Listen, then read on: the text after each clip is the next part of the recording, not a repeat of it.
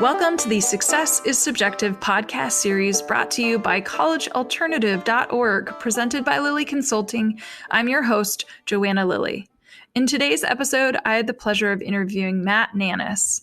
Matt, Executive Director of PivotPoint WNC, has found a powerful intersection of aptitude and passion. He has experienced firsthand the healing, insight, and growth that can come from intentional, facilitated time in the natural environment. He spends his time engaging with the community, compiling an ever-growing list of mentors, and learning from others' experiences to inform how he walks through the world. PivotPoint WNC is the realization of a dream to stay connected to a community dear to Matt's heart, to keep close to the forests and rivers, and to stay out of the office as much as possible. As this organization evolves, Matt keeps an eye on the beacons that mark the way and continue to guide PivotPoint WNC operations towards healing, equity, inclusion, and connection. Now, this was the first in-person interview I'd done in almost 2 years. I appreciate Matt for taking the brunt of me brushing off the dust of what it takes to do an in-person podcast interview. But enough about that. Let's hear from Matt. All right, Matt, I'm super excited to have you on the podcast. Thanks for taking the time. Absolutely. Okay, and we're live. This is like the first in-person interview that I've done in literally 2 years. Actually, it was at NATSEP in Palm Springs. That was the last time. Full circle. Yeah, I just had that realization. Wow. Okay, so full circle. Here we are, 6 feet apart-ish. So let's just we'll stop rambling. Let's dive in. Let's just stop naming protocols. COVID protocols. It'd be safer. Yeah, exactly. Okay, so why don't you tell the listeners how I normally start with, right? This idea of success is subjective is talking a little bit about your upbringing. And so I actually want you to tell the listeners, what were you hearing from your family as well as kind of the community in which you were raised about post-secondary education? Sure. Yeah. So it's actually a pretty vivid and instrumental, fundamental part of my story in general is that I came from a family that had very clear definitions on success in general. When we would meet for dinner almost every night of the week, and questions always revolved around, what'd you get on the test? Did you make the team? Did you score the goal? Did you win the race?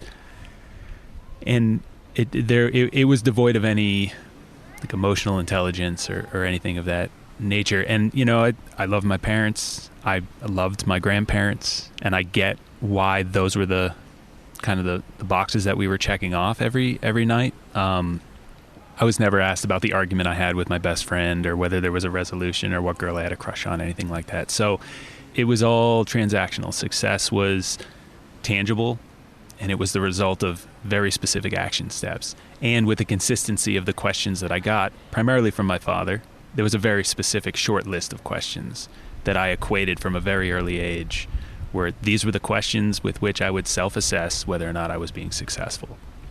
To that point, and by that definition, I found myself not as much in elementary school or even middle school, but certainly in high school and towards the end when it was time to start thinking about, whether or not I was going to college, which was not a question. It was a question of where I was going to college.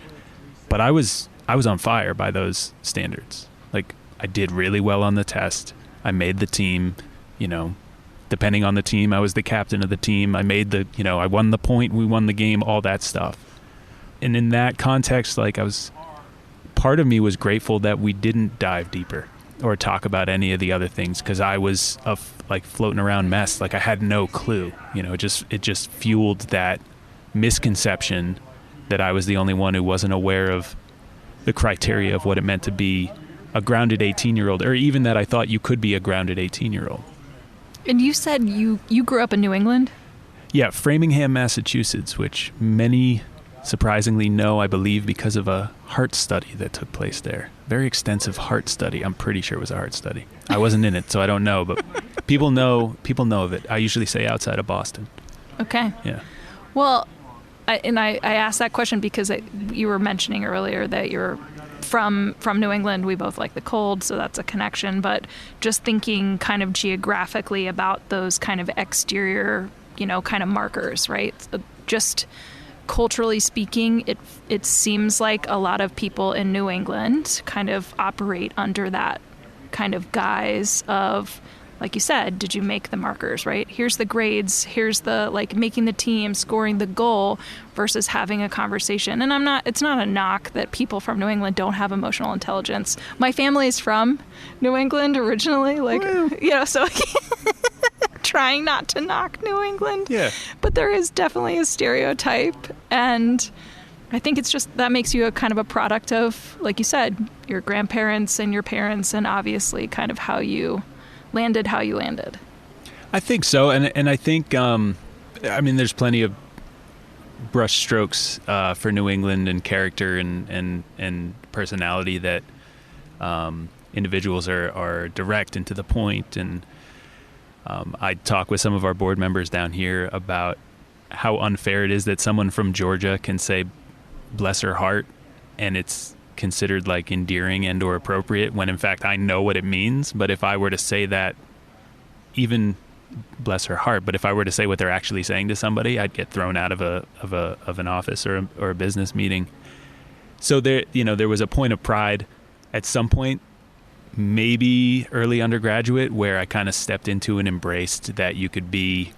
I loved that there was like a cultural acceptance, and I don't mean any particular culture other than the greater Boston area, like of being direct and slightly cynical and jarring and to the point. And yeah, there was a roughness to the exterior, not a toughness, but a callousness to the exterior. And I don't want to convey that that's what I was raised with, but it was cold. I didn't know that at the time. That's like through, personal work and self-reflection and things like that.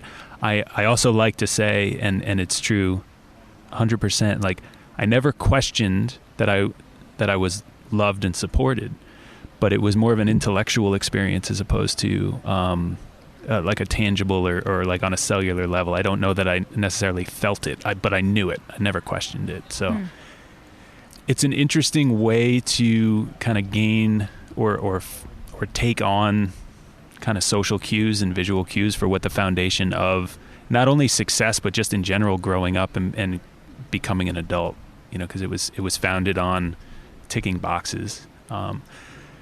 Wasn't until much later on, through an excessive laundry list of impressive failures and struggles and challenges, that there was even a hint of celebrating. Well, you tried something new, kind of a thing. And to the point where I never took it as encouragement, I took it as like consolation. But again, I think it was just them, my household, my parents, figuring it out as they went, as much as anybody else does. So I actually don't want to bypass some of those, what you identified as failures and challenges, which subsequently led to what felt like consolations. What actually happened when you were 18 and graduating high school? Did you go to college? What was your emerging adult? Matt's smiling. For those of you, if you know Matt, picture him smiling. He's got the shit-eating grin. What do I share? No, I went to school. I went to college. My brother, I'm going to answer the question. My brother went to the George Washington University in D.C. He knew he was going, I think, since freshman year of high school. Singular of purpose, super focused. He was going to do, I think, PR, probably on the Hill. He ended up doing that. There was no question. Don't know where that came from, but it was clear as day. I grew up the younger of two by 4 years, so we were freshmen at the same time, sophomores at the same time. And I could not stand that he was always the what I perceived to be the focus of attention. I did better at school. I was better at school, and to this day, I was I just not smarter, better at school. I learned that system immediately and excelled at working it. He did not. He was very challenged. He had some intellectual challenges. I think he was undiagnosed with being dyslexic until he was a junior in high school. So a lot of support, kind of reactionary support, which is also a bit of a theme for me growing up. So I knew had a better transcript, and I was very blessed, still am, but very blessed at that time through my bar mitzvah and some other just claims of my grandparents that they were there was funding to support the majority of my secondary education. So I was given the one, I don't know how it became clear. Maybe they were just connecting dots, but my father told me I couldn't go further west than the Mississippi. So I applied early decision to the business school at Wash U in St. Louis, which, if you know, is just 10 minutes shy of the Mississippi. So I went as far as I was allowed to go and not have to take on the burden of the financial responsibility of going to college. I lasted, and I loved telling people that I applied early decision, of which 1,300 something people applied. They accepted 125 people. And I did the math. I'm not going to do it now because I can't do math, but I did the math at the time. And it was a shockingly low percentage of acceptance, like super low. And I was like, finally, we're not going to talk about Andrew anymore. So that was all it was ego. Yeah. I didn't give a shit about early decision business. My father was an accountant. So again, like, not trying new things. I'm trying new things in that I don't care about accounting, but I'm also taking the scenic route to an easy path because, I mean, his name's on the door. Odds are he's probably going to give me a job. I just have to not ironically do what I ended up doing. But it seemed like I don't have to try. I made it through high school. I don't have to try. I just got to graduate college, and this job will be waiting for me. That wasn't established or offered at any point, but it was clear as day to me. And I don't know that it worked. I think what ended up happening is I was disappointed that the degree to which people in the immediate circle were talking about me was not sufficient. Another expectation that I set, did not articulate to anybody, and then held impressive resentments against everybody for falling short of the anticipated outcome that I didn't share with anybody. A big theme in my life, actually. I end up lasting half of a semester at Wash U St. Louis. I transferred mid-freshman year from Wash U in St. Louis, which I only went to so that people would talk about me. And I transferred to GW, where my brother went, where a lot of our high school friends were, a lot of my high school friends were, and where my brother still lived. So as opposed to stepping into whatever this next evolution of Matt was going to be, I transferred mid-freshman year, which I don't recommend to anybody, even if you think you need to do it, to the school where my brother was, my parents were not, and probably 30% of my closest friends from high school were there and had already done the legwork of establishing a social network. So, yeah. And I don't know that is a direct effect of the conversations I had growing up at dinner. I think that there's an extensive list of factors to that, but I can't see how it didn't play a part. You're listening to the Success is Subjective podcast, and I'm your host, Joanna Lilly. As a reminder, if you've missed any past episodes, you can catch them on Apple Podcasts. My guest today is Matt Nannis.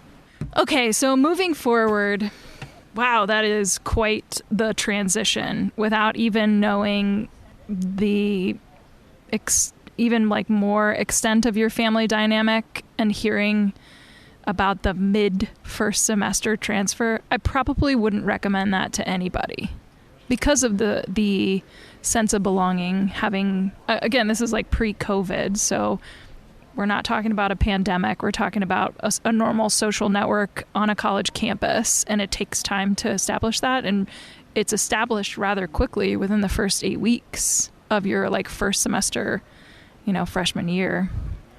So I imagine that was an interesting transfer experience. So, I mean, I don't want to dig into the weeds of like every step of your young adult experience, but I think it's important for us to kind of hear like what were some of the like key points, because what I want to really get to is the meat of the work that you're doing now. Because it's as far away from business, ironically, and yet as close to business as possible. Yeah, I have many a conversation with my board of directors that perhaps it would have been cool if I at least got 2 semesters of business school under my belt before I decided to to switch. I mean, I think kind of broad stroke assumption here, I think it's a pretty safe transition is the theme here, without getting into the weeds or the juicy bits of it, are attaching to expectations that I established based on either misinformation or totally fabricated information. I think at the end of the day, that's the fundamental element and theme of my life up until age 33. I think I took relatively introverted. So as a result of that, there was TV and magazines and music was a big part of my life. And I didn't just appreciate the music itself, but would hear the stories and take in the stories and created with no other real, at least that I recall, guidance or editing from an outside source, certainly not one with more lived experience than me. Just kind of threw them all together and made this mash of, well, this must be what an older brother is. This what this relationship must be like. And it was more extensive than that. There were tangible examples of it. I would go sleep over a friend's house, earlier than high school, and then, later into middle and high school. And the way that family interacted while I was there, it never occurred to me that maybe they were being on their best behavior because there was a guest in the house. I just assumed that was it. So this theme of comparing, highlight reels to bloopers was something that I was doing since the age of 7 at least. And we had a really wonderful, especially in elementary school, some of those kids, some of them I'm still friends with, but most of them I was friends with through the majority of undergraduate school. And it was a pretty tight pack. And I got along with everyone else's parents better than I got along with mine. I felt as if there were things that we could talk about there that I couldn't talk about at home. Not because anyone established that I couldn't. I never made the decision to. So it's an interesting thing to reflect on. Both the safety of wanting to return to GW to be closer to where my brother had established roots, as the solution to going to Wash U as far away as I was quote unquote allowed to go, to get the hell away from where my brother was and the roots that he had established. I mean, it kind of shows just how listless I was, I think. Gosh, I could take this in so many different directions, but I kind of want to stay the course only because I want people to reach out to you to really dig in more to your journey, right? To establish that connection, especially once they know the work that you're doing now. Now, knowing that you've gone from St. Louis to DC, I'm curious at some point in your journey, you got from DC down to North Carolina, but I'm just going to go out on a limb and say that maybe there were other stops along the way. Fair. Yeah. Couple of pit stops. Yeah. I mean, DC, I didn't graduate from GW. This was in 1998. I graduated high school, and then before 99 was up, I was at GW, and then I did not get my undergraduate degree until 2006 while I was in Spain teaching English as a foreign language via email. So yeah, scenic route. I really appreciate your deadpan demeanor, honestly. Some of it is like that. I talked about how self-conscious of breathing into the mic I am, and I'm starting to get cold myself, so I'm just... Oh, no. It's an attempt at self-regulation. Okay. If we need to take a break, we can. No, I'm good. Okay. I'll do jumping jacks while I'm on the mic. Okay. Well, wow, okay, that is quite the...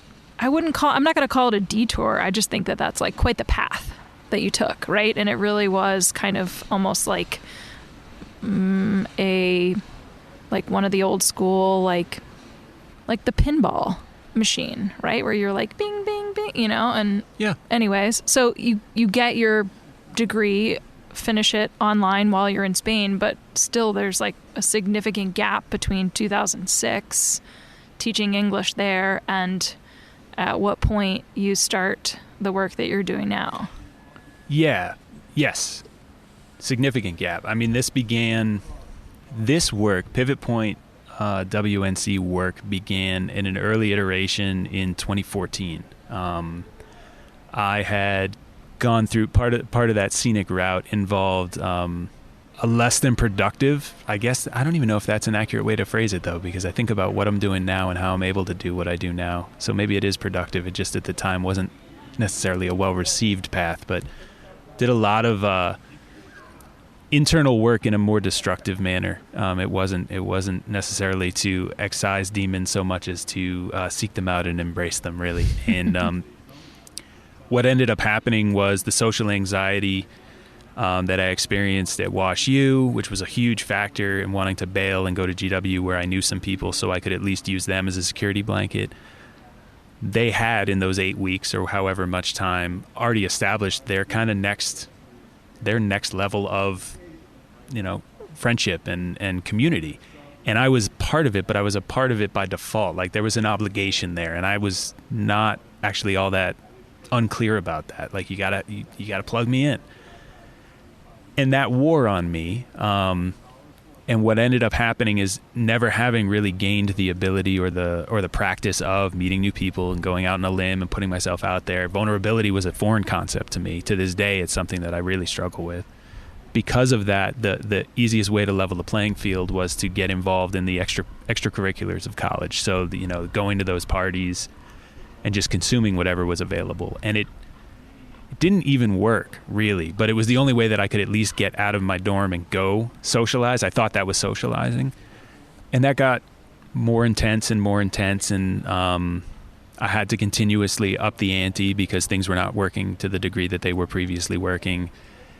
And then I just found that I could, through learning as much as I learned the high school system and eventually learned the college system, as far as like how to work this so that I can leave with a grade that can then get me something else. That existed in the world of substance use. And it came pretty naturally. It wasn't challenging. It was all very upfront transactional. There were no subtleties to it. It was like literally transactional. Like, there was a little gray area between, was this a friend or is this a person who's providing the things that I want that I exchange for money? But I didn't really care. And they certainly didn't care either. So by the time I was in Spain, a lot of that was my largest, most impressive escape attempt of me, of my situation, of the stories that I had presented as who Matt was in the States. I could start over. I could reboot in Spain. I ended up not rebooting. I just replayed the same tape, but they didn't know that. So what ends up happening is I go deeper and deeper into isolation, even if I'm out and about with an exorbitant amount of people. I'm about as isolated as I've ever been in my life. And from 2006 to 2008, 2009, I end up coming back home, which is a whole other story. It's not that good of a story. It's just kind of separate to this. And I get plugged in to become a carpenter, a Finnish carpenter in some of the more affluent suburbs of Boston. So like Wellesley, Massachusetts, Wayland, Weston, and I'm good at it. It's tangible. At the end of the day, like, I built that deck, like that room is framed out with finish work and stuff. So it was a great opportunity to feel like I was accomplishing something. And it was a very small, close-knit crew, and they became my social kind of group. And then I learned that a lot of people in construction, this isn't the case with the group that I worked with, but a lot of people in construction also have similar proclivities to those that I came into the field with. And I started leaning on those a little more than leaning on getting to work at 7:00 in the morning to start, framing out the addition. And I get this point, and I was thinking about this during your reading of the podcast script. I had so much resentment against my parents for not encouraging me to try new things, right? And when I have conversations like this, which is not often, but when I do, the laundry list of new things that I tried on from like age 7 all the way to today is so extensive, riddled with failures, and that didn't work. And, wow, I'm kind of grateful that didn't work and all of that. But there's so much abundant. Today I see it as courage. At the time I saw it as panic-stricken avoidance. Like terror, imbued with terror. So I noticed that it occurred to me while you while you were speaking, so I wanted to just name that, because that reframe, the ability to reframe the facts of a situation, or as I perceive them to be facts, not twist them, but kind of reallocate them for a more productive use, and to place myself or those around me in a more productive direction is what we're doing in the woods. I mean, that's what it is. So had I not, been distracted by every piece of tinsel in undergrad and graduated via email, not taking online classes, like the woman who was blocking my graduation at UMass Boston for the right reasons retired. In order to talk to her for the previous year and a half, I had to go through her assistant, who loved me. I don't know why. We just got along. I think we both didn't like the person who retired, so there was a bonding there. She got the job. And one of her first week of her being in that position was she shot me an email saying I signed off on the documents, like you graduated with a concentration in secondary education. So I didn't, it was just a pending, I didn't get signed off on I was in school to be a high school English teacher, and they wouldn't sign off on it because my practicum teacher wouldn't confirm the hours that I did. And that was reasonable that she wouldn't confirm the hours I did. But I also had a very truthful, though twisted, explanation as to why she couldn't. She couldn't because she got really ill and couldn't show up, but I still showed up, all of which is true. But she said, even if you were there, I couldn't rightfully sign off on observing things that I didn't observe. So they said I had to redo the practicum, and I was like, or I could go to Spain. Yeah, screw you guys. Yeah, I'm going to go to Spain. And then, she retired. That was it. And that's how I graduated. I mean, I think I could have graduated otherwise, but that's the story of how I graduated undergraduate school. Somebody retired. Somebody who rightfully was blocking my graduation retired, and the person who took their place liked me. And because of that, I have a diploma from the University of Massachusetts in Boston. Wow. Yeah.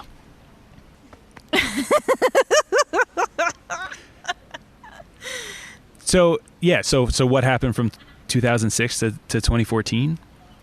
I tried really, really hard to get it, to figure it out. And I was surrounded by people who were and continue to be wonderful and really important parts of my life, who on the weekends or maybe once during the week would engage in some of the stuff that I was engaging in.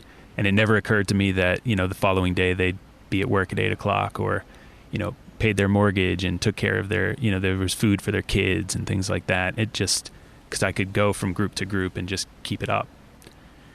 And then it got to the point where I thought I was going to a wedding in upstate New York. I thought a bunch of us were caravanning from my apartment to a wedding in upstate New York. And this is a pretty prepared story, so I'll just kind of sidestep it and just say that instead of doing that, I had an intervention at my apartment, and 13 or so people who cared a lot more about me at the time than I did were there to read impact letters, and then whatever happened kind of a thing.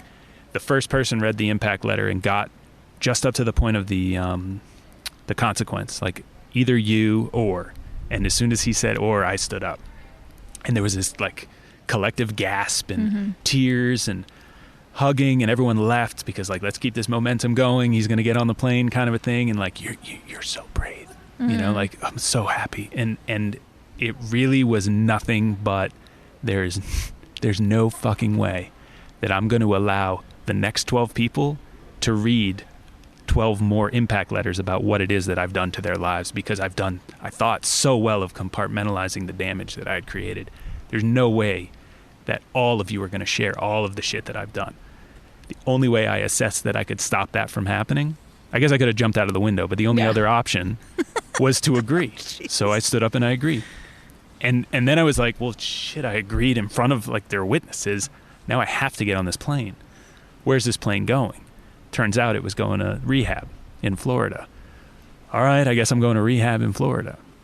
I signed myself into rehab in Florida, thinking, still slightly under the influence of a few things, because that was kind of sort of part of how they got me on the plane, thinking I was signing myself into 28 days. I think I landed and did the intake paperwork at midnight on a Friday on July 7th, June 7th, 2013 on a Friday. Pretty sure it was a Friday. The person who actually does the intake paperwork wasn't in until the following Tuesday. So I had to go back in and like review what I had signed. And he flips through and he's like, "Oh man, good for you." I was like, "Excuse me?" He's like, "Not many people sign themselves in for 90 days. And I was like, "Wow." Can I, what page? So, and again, like the concepts of, this has been a theme too, like ignorance isn't always such a bad thing. It never occurred to me. I had heard AMA and I knew that people were leaving and then coming back and it was a dramatic thing, but I think I was just too chicken shit to leave. You know, there were parts of when I was actively using where the reason I'm here today, right now, having this conversation with you is I was too chicken shit to die. Knowing that if I took a certain amount of this and matched it with this, that would be end of it. And even following through with that to the degree of acquiring such things. But at the end of the day, I was too chicken shit. So I go down to Florida because it turns out the person who did end up getting married in Albany, New York, called people. I have theories as to why he called people. One of the many reasons was he knew I needed help. And those friends had a lot of people OD and die. And the person who read that first impact letter to help kind of get this all started with the intervention called my parents and were like, I think he said something like, I've gone to 4 funerals of my best friends in the last 2.5 years. I'm not going to Matt's. And that was a good pitch. And it worked. And yeah, so instead of going to a wedding in upstate New York, which would have been awful because this intervention prevented me from getting the supplies that I needed to get up there, so it's just as well. I go down to Florida June, July, and August of 2013, and I spend the first 3 weeks doing a not so unique take on the situation. I got caught. Thank God you guys found this place because you need it. You know, this is good for you. I'm pulling for you. And for some reason, about 3 weeks in, things shifted for me. I know that we did an accountability meeting every Friday where you call out people's behavior because it's impacting your recovery. Like I know what the purpose of it was, but really it was a very effective class on passive aggressive commentary. It could have worked really well. I'm sure on paper it sounds brilliant. Never really played out that way. I ended up at the end of it, we're trying to like ride out the last 10 minutes, and I ended up through an amusing kind of exchange with someone who was in my group therapy that I was assigned to, standing up and calling myself out and saying that I was getting in the way of my own recovery because I had spent the first 3 weeks of this process looking outward, judging you, and kind of got a little more detailed with that part of it than I needed to, like to the point where they kind of wrapped it up. They're like, all right, Matt, you need to stop telling everybody that they're junkies. But that night I went home and it was like I'd say it was like the Wizard of Oz type, you know, Kansas into Technicolor type shift. Getting on the same piece of shit 15 passenger van with only 2 stations, eating the same terrible food, same classes that I would end up going to, cycled through 3 times because a 90-day treatment is not 90 unique individual days. It's 3 cycles of the 28-day, which I learned. But I started to pay attention. And some of that was because I knew that if I engaged in the classes that the clock would go by faster. But some of it was because, I was already there. I didn't have anything better to do. And it never occurred to me that I could leave.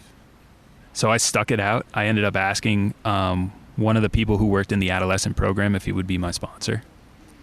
He said that we're not really allowed to do that. And I was like, I'm here for 90 days. Like, help me out. And you're in the adolescent program. So like it's not a conflict. I didn't know what the hell I was talking about. I thought he was the coolest dude at the place and I would get social currency and capital if I told everyone else that, and I was right. But that was my motivation. And as a result, from his perspective, he was going to read the book with someone who wanted to read the book. So we start reading the big book of Alcoholics Anonymous, and which shocked me because I heard parts of his story and I was sure we were going to pick up a different book that didn't have to do with alcohol, but that's what we did. And after, I don't know, about 90 days, I think I had 10 days left and I was planning to go back to Boston, and instead everyone, the woman who ran the intervention called treatment every week or so. And she was like, yeah, you know, I was talking to everybody up here, and Gene, nobody thinks you should come back to Boston. And I was livid because I was like, I've heard this phrase before. I don't know where it came from, but I was recovery Jesus. Like I knew this, I knew the system. I knew the schedule better than the techs. Like they assigned me to the new people coming in. It's just like, you know how hard I've been working for 62 days or whatever. And everyone was telling me why they were probably right. And Ron, who was my first sponsor, didn't tell me anything, but he asked me questions. Let me provide the facts of the situation, and I did.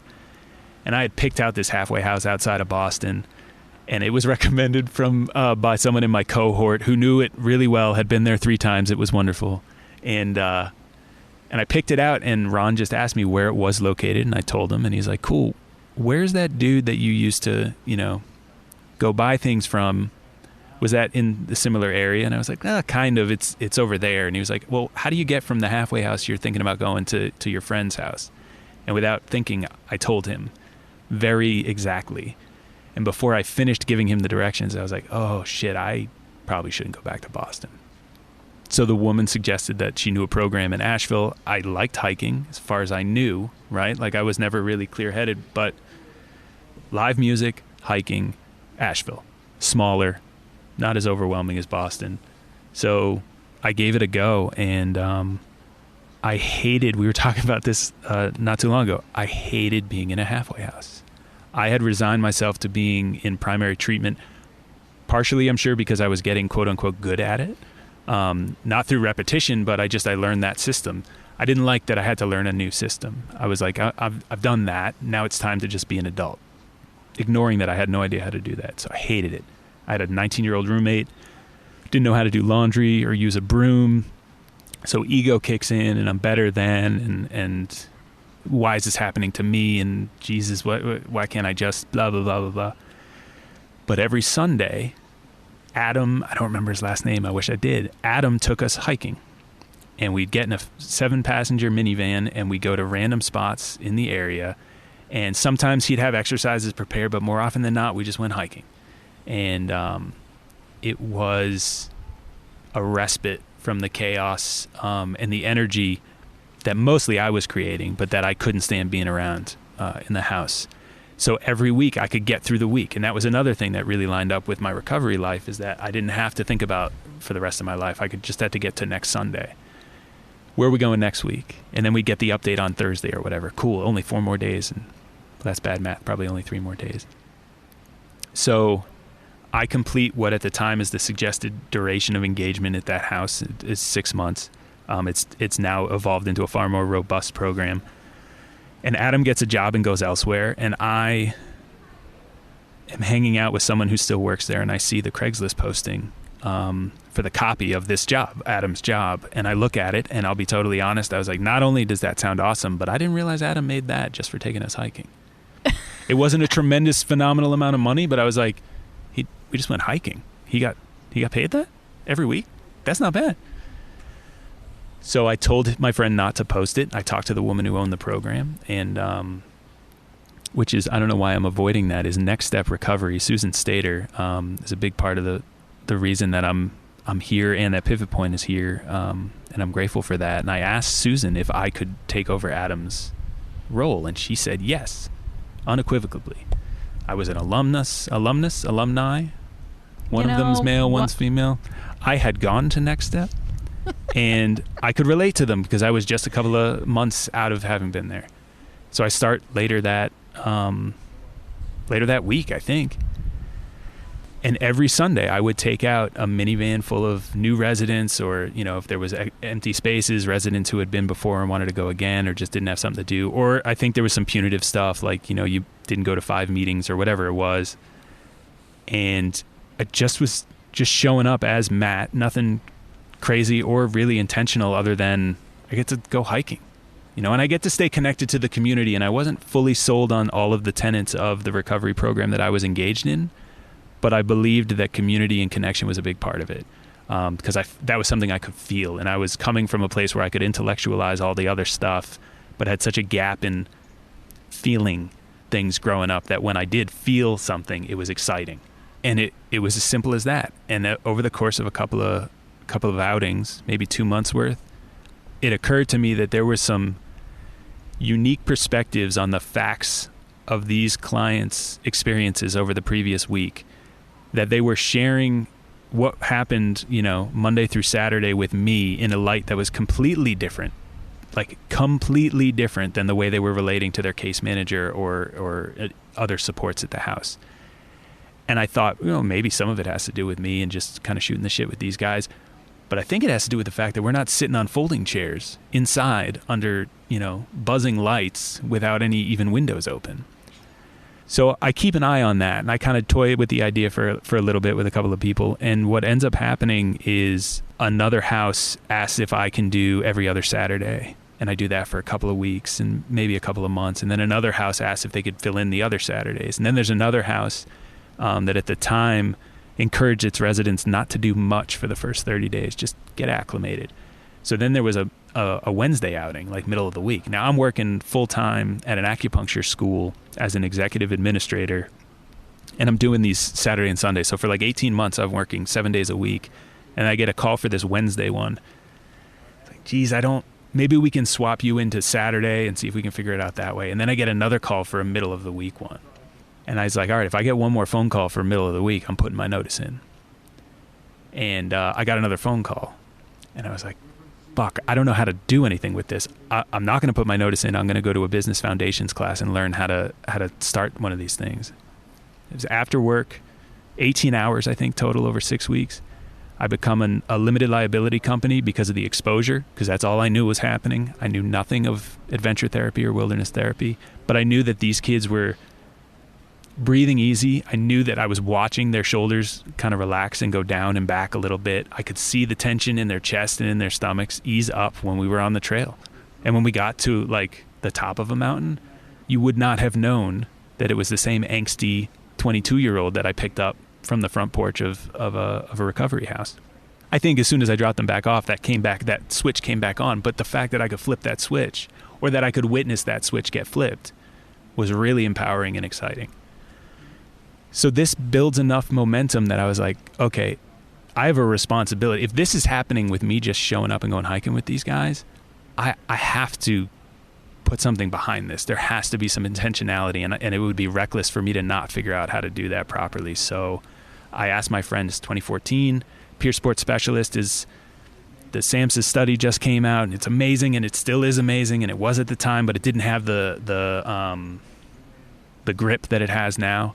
So my friend who works at Child Protective Services in town at the time said as much. He's like, listen, I think you should get peer sports specialist because it's fucking brilliant. But if you want to start a business around this, it's not going to get people lining up.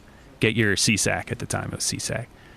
So because of the work that I had done prior to enrolling in the state, I kind of fast-tracked the whole process, became a certified alcohol and drug counselor in less than 8 months, including passing the test and clinical supervision every week. And then I took a nature-connected coaching class out in Colorado that was created. It's the Earth-Based Institute by Michael Jospe, who wrote a good chunk of the master's Naropa programming.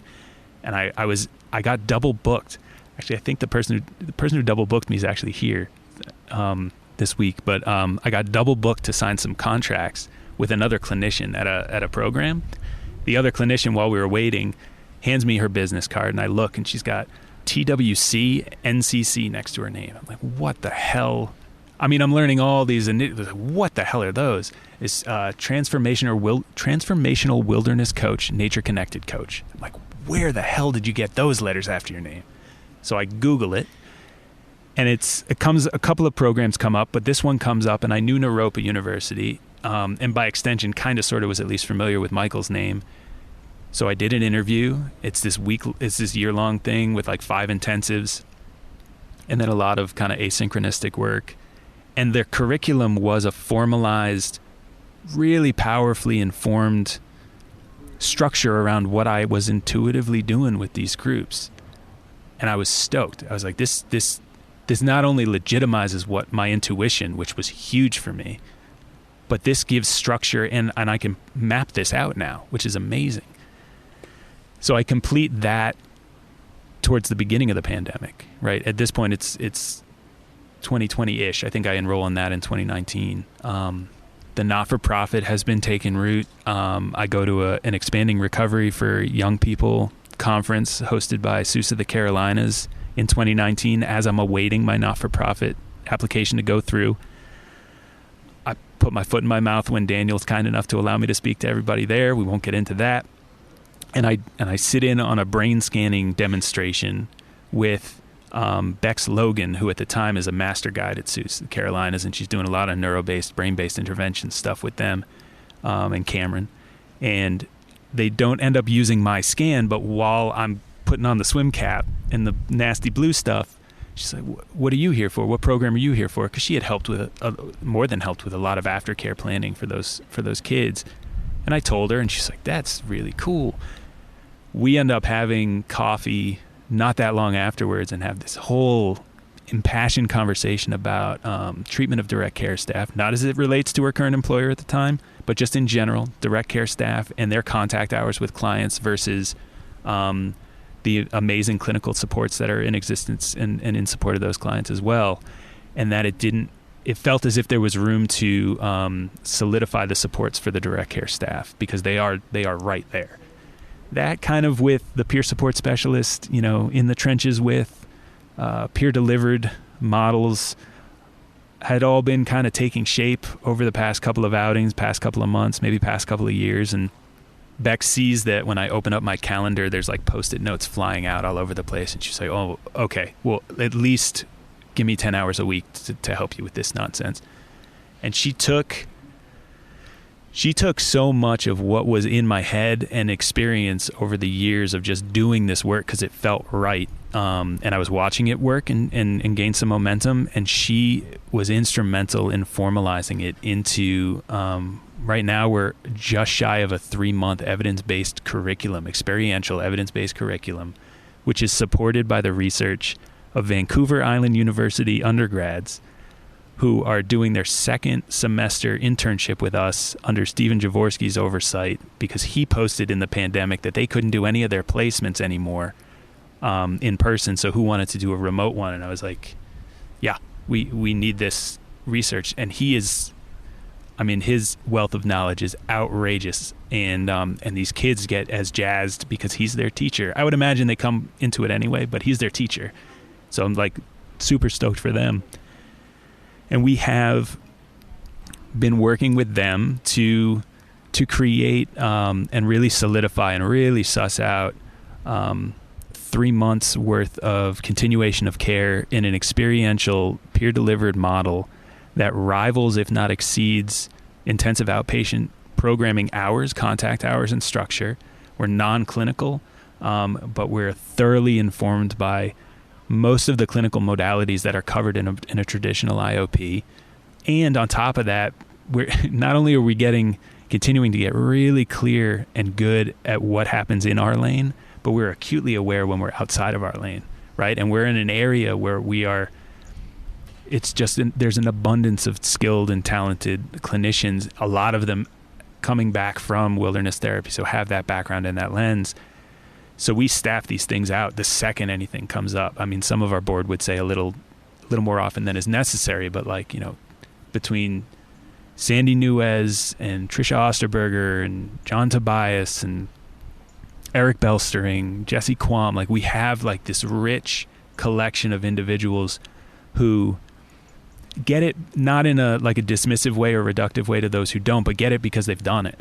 They've been doing it, for as many years as they have. So we'll run it by them, this came up and, because we focus on this low to moderate acuity, if there's a diagnosis of psychosis or dissociative or, there's a number of things we're not going to do in the woods. We also don't do therapeutic holds or anything like that. We're de-escalation. We're not crisis care. We can catch at risk if you're going down that path, and we can do afterwards. Or, and sometimes that looks like John's done IOP 4 times, and it's a pretty solid IOP, but for whatever reason, it's not sinking in.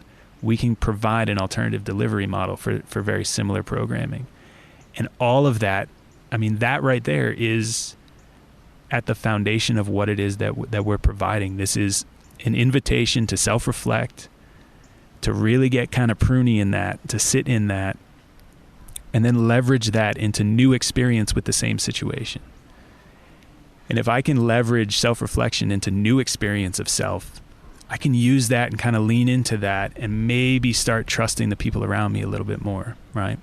Not so much to have them hold me accountable, because they can't hold me accountable. Only I can hold myself accountable, but maybe I can ask them to help me hold myself accountable. And now I'm getting back into, or, ideally returning to, but maybe for the first time introduced to, community, connection, healthy communication. I need help. Can you help me? I didn't follow through with what I said I was going to do from last week to this week, and that's okay. I'm wondering what we can do together to come up with a way for me to tweak this so that next week maybe I can do 50% better. Hell, maybe I can do 5% better. And, I think that stuff happens in a more traditional setting. It did for me when I was in primary. I also think that sometimes shaking up the container in which this healing and this work and this communication is happening, sometimes dangling a little bit of a carrot instead of a little bit of a stick, like sometimes mountain biking or rock climbing or whitewater rafting or paddleboarding when you're not comfortable standing on a raft or a paddleboard, like sometimes that's all it takes, because there's a degree, this is projection, right? There's a degree of ego and peacocking is the term, particularly in early recovery. And that's not a generalization. That's my experience of what I did. And I don't have the wherewithal or the strength. I'm too lazy to maintain those masks and climb Looking Glass Rock. I can't do both. I can't stay in the raft and hold on to this power dynamic that is totally fictional but seems to be pretty consistent at the halfway house. I can't do both. And I can pick whichever one I want. But if I don't pick paddling together down the raft, we're going to hit that rock and there's going to be a garbage sale and we're going to float down the rest of Section 9, which is fine. But then maybe I have a tangible experience in early recovery. Maybe there's some laughter, maybe there's some frustration, but through guidance and intentional facilitation, I can talk that out with guides, 2 of them, and we can have a healthy processing moment as a result of, swimming down half of Section 9. So we just try and provide a more engaging look, I think a more practical and applicable look into navigating to the thing under the thing under the thing, and you'll never hear any of my guides talk about sympathetic or parasympathetic or any of that stuff. And half of them mispronounce Gestalt therapy anyway.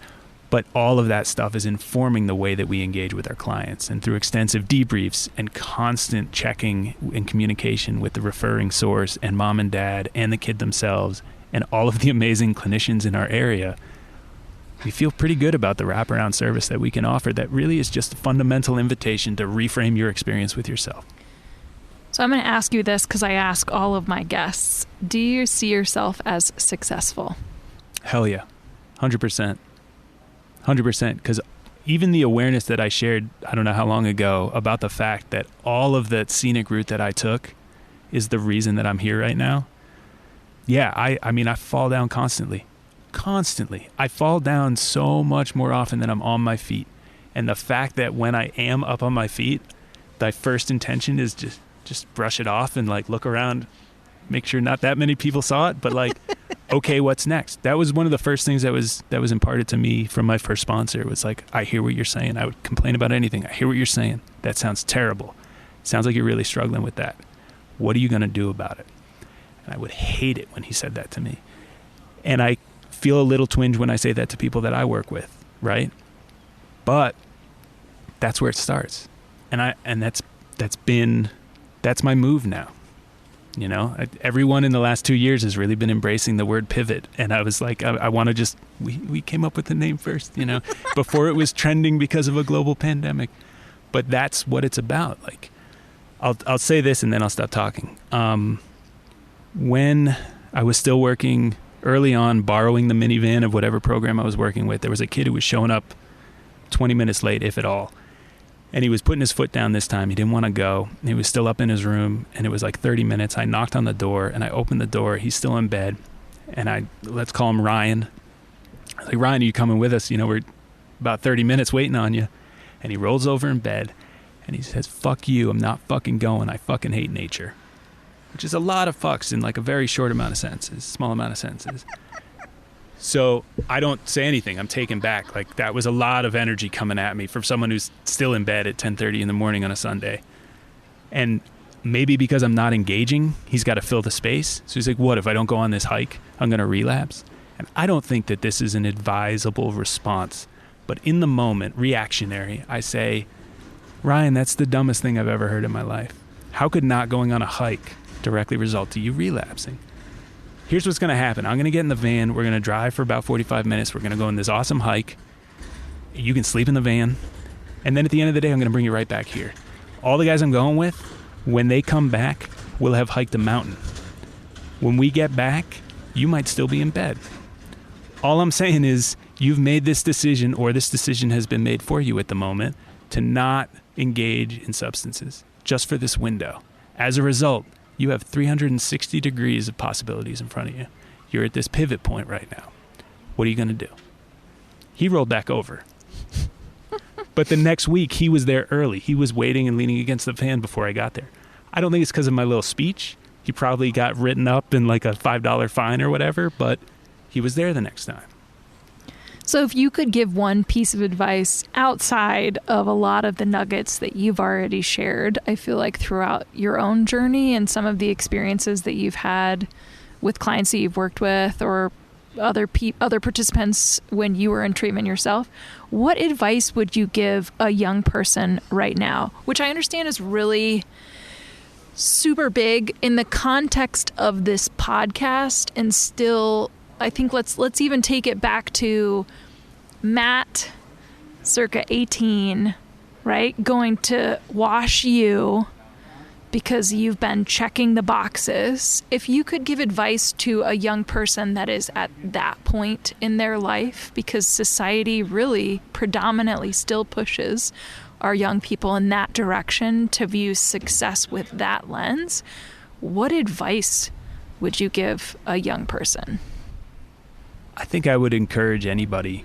I mean, 18 in particular, I suppose. I don't know if it sinks in at 18. It would be great if it did, but I think that curiosity takes a back seat to productivity, and I think that that's a shame. I guess I would encourage anyone to ask themselves who it is that they're making that decision for.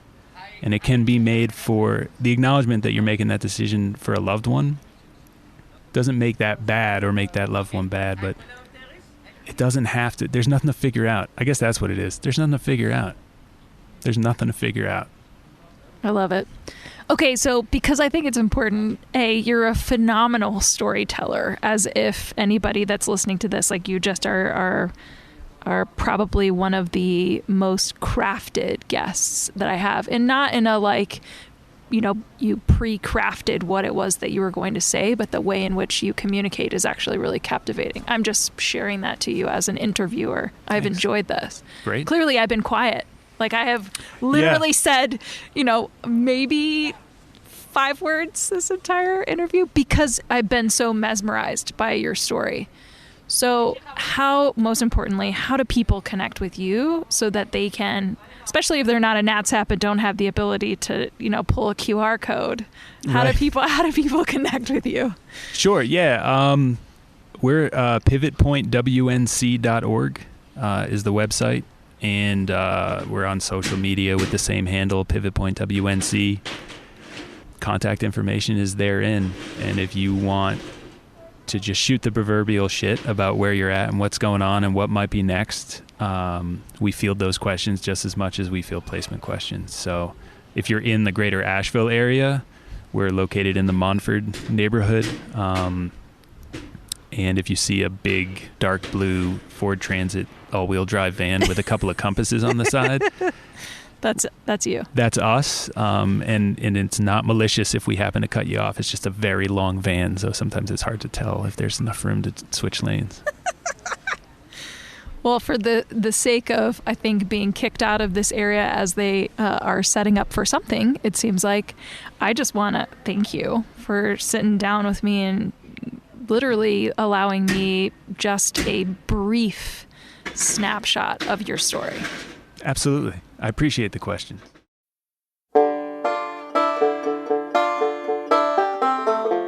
that's it for this week's Success is Subjective episode. I want to thank my guests for joining me on this week and for being willing to share your journey. This podcast would not exist if it weren't for people such as yourself. Stay tuned for our next episode where you can bet it'll be another amazing human sharing their personal story with the world.